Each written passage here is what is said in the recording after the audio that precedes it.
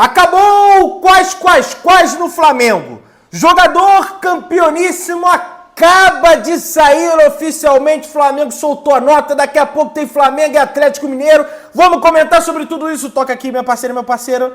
Tocou, então vem comigo, rubro-negro. Vamos às notícias do Flamengo. O negócio é o seguinte, minha gente. Saiu o resultado do STJD, que é uma vergonha. Uma verdadeira vergonha. Ah, mas não tem a ver com o Flamengo. Tem, porque se fosse o Flamengo, olha só. Você lembra quando o Felipe Melo empurrou o assessor do Atlético Goianiense, deu empurrão, o cara caiu todo mole em campo? Pois é, Felipe Melo tomou um jogo suspenso. O assessor tomou 15 dias suspenso. Eu sei que o Gabriel tá pra sair, coisa e tal, mas se é com o Gabigol, meu amigo, se é com o Gabigol, o cara é banido do futebol, ia pra tribunal, ia pra não sei da onde. Agora Felipe Melo não. Um jogo suspenso, sendo que ele já vai cumprir, porque tá lesionado. É brincadeira, viu, cara? Vou te contar uma história. Com boas descrições e prováveis camisas, com base em descrições, tá aí as prováveis camisas do Flamengo. Deixa eu ver se eu consigo virar para mostrar para vocês aqui, ó. Segundo o portal Footred. Ah, vai ficar muito ruim para mostrar. Eu já falei das descrições, tá?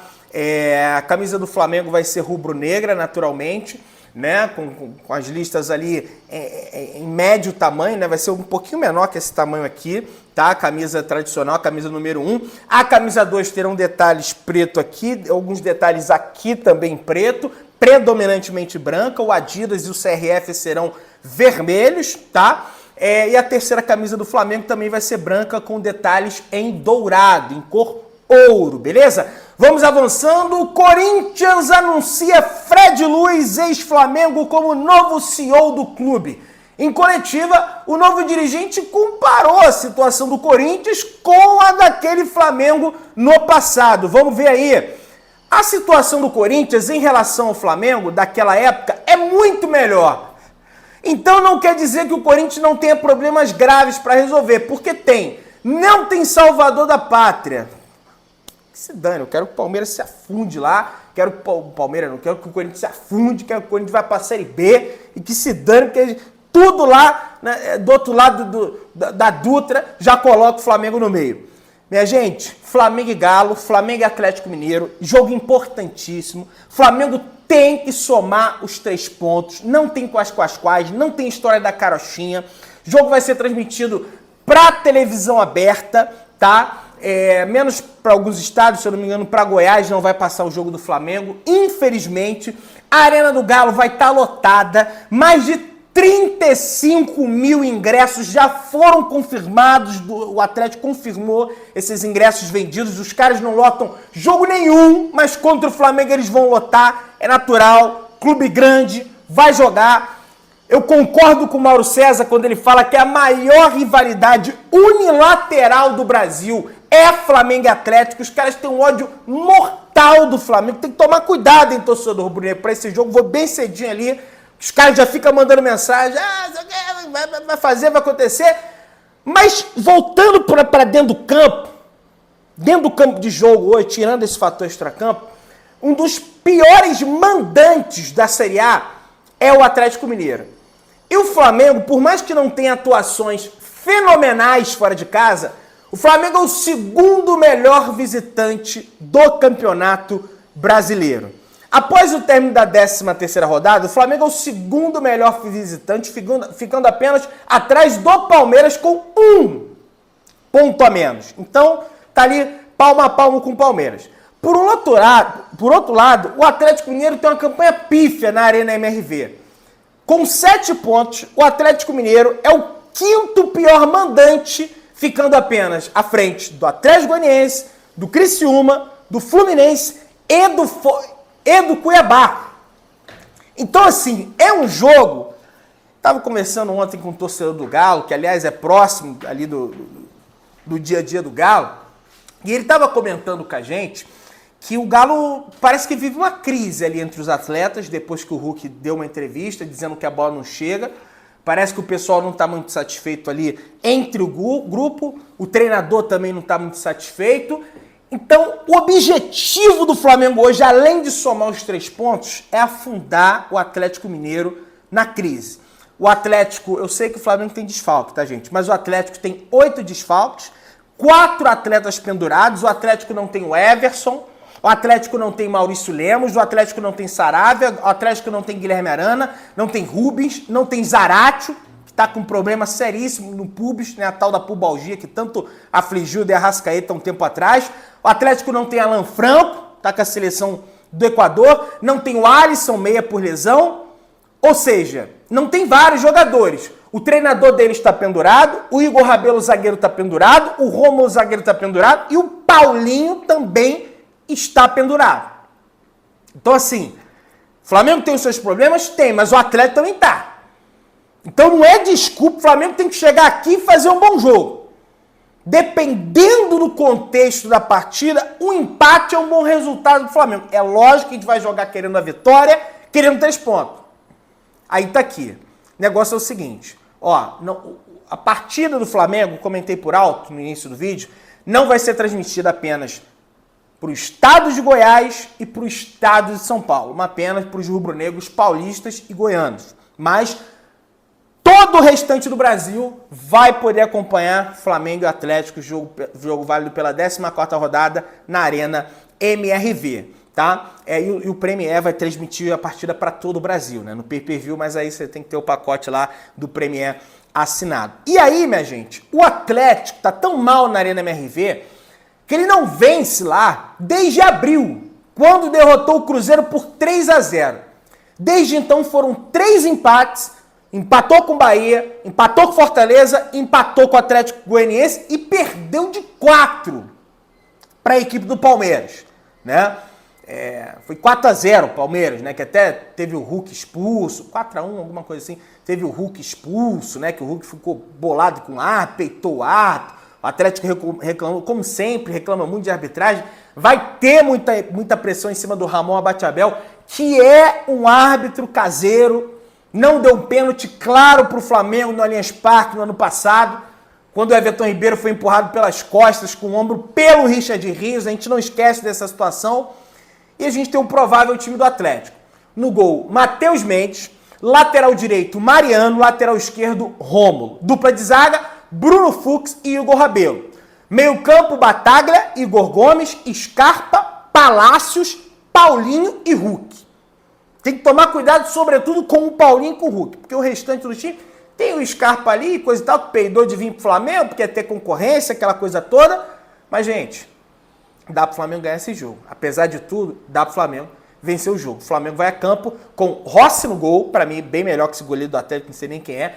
O Wesley na lateral direita, Ayrton Lucas lateral esquerdo. Miolo de zaga, Fabrício Bruno, Davi Luiz, Alan, Pulgar e Gerson formam meio de campo. O Gerson vai estar livre para flutuar pelo lado direito, pelo lado esquerdo, centralizado. O Lohan foi sacado dessa partida. Acredito até que seja uma estratégia do técnico Tite de: pô, Lohan, dá uma segurada aí, foi vaiado no último jogo, não vamos pôr essa pressão toda no garoto, coisa e tal. Mas tem que dar uma chamada nele também para soltar mais rápido a bola. Vai entrar no segundo tempo, certamente vai ajudar demais o Flamengo. Luiz Araújo do lado direito. Do lado esquerdo joga Bruno Henrique e de centroavante teremos o Carlinhos, que já está um bom tempo sem começar como titular. A última partida que o Carlinhos começou como titular foi contra a equipe do Palmeiras no Allianz Parque, antes do Flamengo enfrentar a equipe do Bolívar, salvo engano, lá na Bolívia, que teve um monte de jogador sacado, aquela coisa toda, né? Então o Carlinhos começa como centroavante, entrou bem, na minha opinião, contra o Juventude, jogou poucos minutos, mas entrou muito bem. Mas certamente o Pedro Queixada no segundo tempo vai entrar para ajudar o Flamengo. Quem apita o jogo é o Ramon Abateabel, um péssimo árbitro caseiro. Torço até para que ele faça uma boa arbitragem hoje, mas já fique avisado. Bandeira número 1, Nailton Júnior de Souza Oliveira. Bandeira número 2, Henrique Neu Ribeiro de Santa Catarina. E o VAR, Rodrigo D'Alonso Ferreira, que também não é lá essas coisas como o VAR. E o quarto árbitro é o irmão do Wilton Pereira Sampaio, o Sávio Pereira Sampaio, que também não é lá essas coisas. Então é uma arbitragem bem ruim que o Flamengo vai ter. Flamengo e Atlético terão nesse jogo de hoje. E é torcer para que não prejudique o Flamengo, que o árbitro não seja caseiro e marque o que tiver que marcar. Porque, meu amigo, o Hulk vai reclamar o jogo inteiro. Vocês podem ter certeza disso. Só reclama, e aí o árbitro já entra ali e o cara vai... Enfim, narração de Gustavo Villani com comentários de Ana Thaís Matos e Ricardinho na TV Globo para todo o Brasil, menos para o estado de São Paulo e também para Goiás. Goiás e quem reside em São Paulo vai ter que assistir no Premiere, no pay-per-view. Flamengo e Atlético, adversários na noite de hoje, se enfrentaram 87 vezes pelo Campeonato Brasileiro ao longo da história. O Flamengo soma 34 vitórias, 20 empates e são 33 derrotas. Então é um confronto bem equilibrado. No ano passado, inclusive, o Flamengo venceu fora de casa. Foi até o episódio que o Pedro tomou aquele soco do preparador físico, foi no Independência esse jogo. E o Atlético venceu o Flamengo no Maracanã por 3-0, uma verdadeira vergonha. O Flamengo já estava em fim de campeonato, ali uma pindaíba danada com o Tite já como treinador, mas agora é outro esquema. O Flamengo já é um time muito mais encorpado, taticamente, enfim, apesar de não ter os atletas, o De La Cruz, o Arrascaeta, o Varela e o Matias Vinha, que serão eliminados pela seleção brasileira no próximo sábado.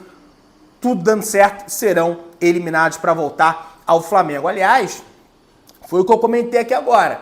Um dos fatos dessa partida é que o Pedro reencontra o Atlético Mineiro em Belo Horizonte após aquela situação que ele tomou o soco na boca, né, do preparador físico do Flamengo, né, ex-preparador físico, ainda bem, aquele louco lá, louco varrido, que deu um soco na cara do Pedro, auxiliar do Sampaoli, né? Então, tá aí o Pedrão voltando a BH, tomara que ele volte em grande estilo e bota a bola pro fundo do barbante. Minha gente, é o seguinte, devido à partida do Brasil na Copa América, a CBF confirmou a alteração do horário para Flamengo e Cuiabá. Mas não é para as 7 da noite, não. O jogo passa a ser às 8 horas da noite. O jogo do Brasil contra o Uruguai será às 10 horas da noite e o jogo do Flamengo contra o Cuiabá será às 8 horas da noite. O Léo José, do Coluna do Flamengo, informa que a Rede Globo tentou antecipar o jogo do Flamengo para 6h30 da tarde.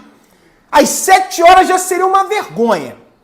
Às 6h30 ia ser pior ainda. Mas o Flamengo vetou a ideia e conseguiu fechar, né, para esse horário aí das 8, que já vai ser péssimo pro Flamengo. O Flamengo não tinha que jogar no sábado, o Flamengo tinha que jogar no domingo para ter tempo dos atletas descansarem, mas enfim, parece que não estão nem aí, o Tite reclama e não adianta. Acho até que alguém deveria fazer de novo essa pergunta pro Tite na coletiva ou pro Landim, se ele porventura resolver falar, o que é raro de acontecer, já que o Braz e o Spindle não estão nessa viagem, mas isso prejudica demais a recuperação dos atletas do Flamengo, e isso não é desculpa.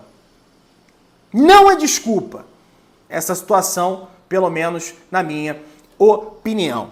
A equipe da Rede Multiflá conversou com o presidente Rodolfo Landim no hotel em que a delegação do Flamengo está hospedada.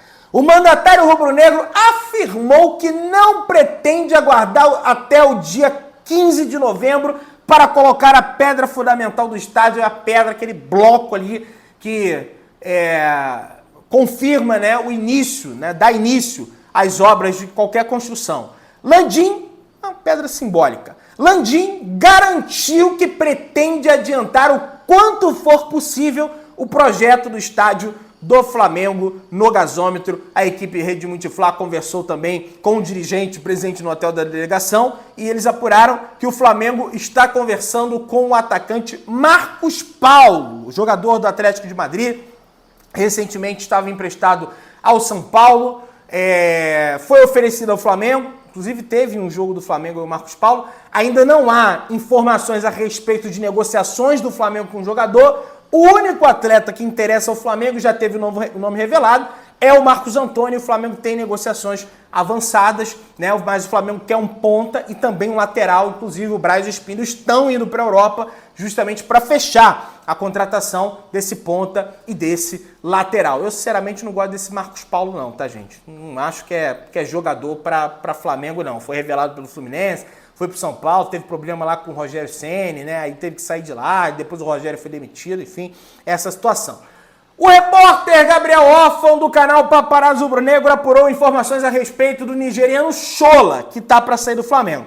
Internamente, a diretoria trata o caso com muita cautela, porque o Shola tem contrato até o final do mês de julho e não há no momento nenhuma pressa para definir a compra ou não do nigeriano.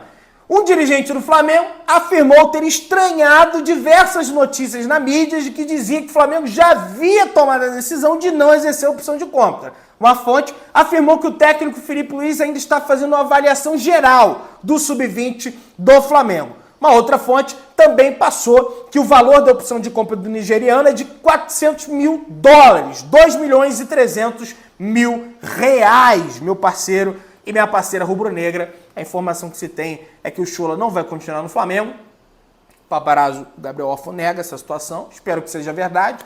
Afinal de contas, eu acho o Shola bom jogador, fez gol na final da Libertadores, fez dois gols contra o Bahia recentemente, está sempre fazendo gol, né? E é bom jogador, pelo que parece, mas o Flamengo não deseja aí, ou pelo menos, né, tá nessa dúvida aí. Minha gente, o Mauro César no UOL Sport News e na Jovem Pan falou sobre Gabigol e Palmeiras. E a parada é mais real do que nunca. E, abre aspas. Segunda, na reunião do Conselho Deliberativo do Flamengo, eu soube que o assunto Gabigol bombou. Eu imagino que se o Palmeiras tentar contratar o Gabriel, fizer uma proposta, o Flamengo não vai vender, não vai liberar para o Palmeiras. O Flamengo vai querer mais dinheiro. Aí eu dou 1 milhão, quero 2, dou 10, quero 15, vai dificultar. É claro que vai, como se fosse o contrário, também faria a mesma coisa. Não acho que o Flamengo vai liberar. Ano que vem, tudo bem, acabou o contrato, mete o pé e vida que segue. E aí, a gente vai voltar nesse assunto do Gabigol, mas antes, gente, o Mauro César também trouxe informação que o André Franco tem pequenas chances de voltar ao radar do Flamengo. Ele já esteve no radar do Flamengo, esse jogador português da equipe do Porto, mas nesse momento o Flamengo vai fechar com o Marcos Antônio e vai esquecer de vez o atleta, tá? Informação do Guilherme Flazoeiro. Flamengo contrata jovem artilheiro do Resende. Flamengo acertou a contratação do atacante Rafael Tenório, de 15 anos, nascido em 2009, e ele estava por último no Resende, assinou um contrato de 3 anos com o Flamengo. Informação do Guilherme Flazoeiro em conjunto com o Flabase, tá? Voltando ao assunto Gabigol, a página Nosso Palestra, que cobre o Palmeiras, traz a informação que o Palmeiras quer Gabigol agora e tenta fazer o Flamengo liberar sem compensação financeira.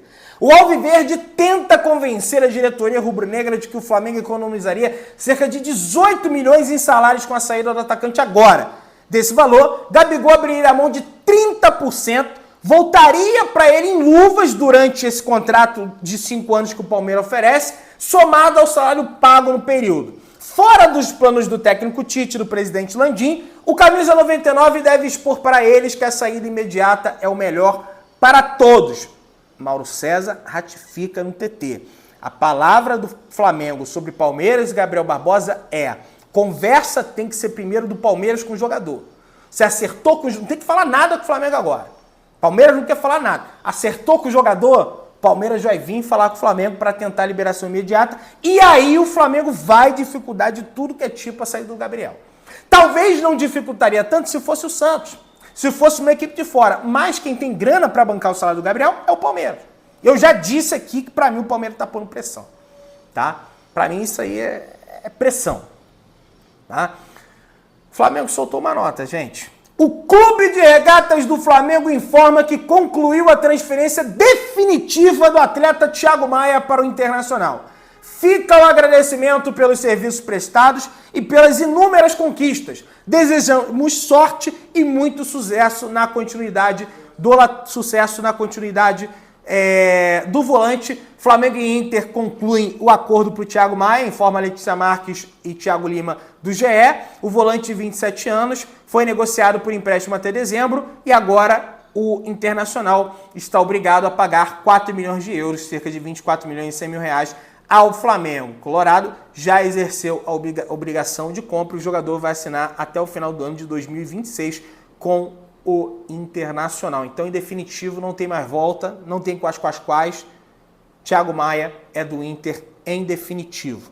Você que tá aí, dá aquela moral de sempre, se inscreva no canal, aciona o sininho da notificação, deixa o teu like, tamo juntão, saudações rubro-negras.